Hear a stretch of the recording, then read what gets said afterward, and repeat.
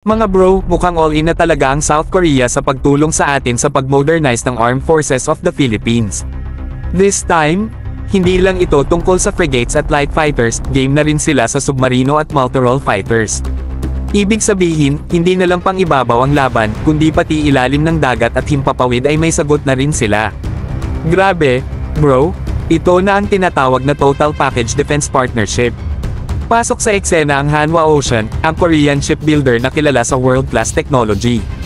Sila ang nagpapitch ngayon ng dalawang diesel-electric submarine sa Philippine Navy, ang KSS-3PN at ang mas compact na Ocean 1400. Parehong may capability na magbantay, maglunsad ng torpedoes, at magtago sa ilalim ng dagat ng matagal. Sa panahon ngayon na sobrang init ang tensyon sa West Philippine Sea, mga bro, silent but deadly subs ang sagot para sa tunay na maritime defense.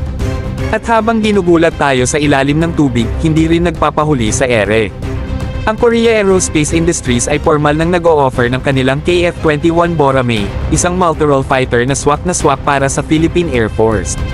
This 4.5 generation jet, mga bro, is packed with next-gen capabilities, stealth features, AESA radar, at pwedeng dalhan ng iba't ibang klase ng missiles. Mga bro, hindi na tayo basta tinitingnan bilang buyer lang. Korea sees US as a long-term defense partner.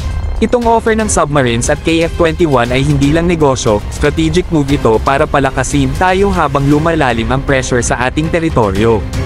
Hindi rin imposible na kung sakali magkaroon tayo ng technology transfer o training deal sa mga ito, level up ng tunay.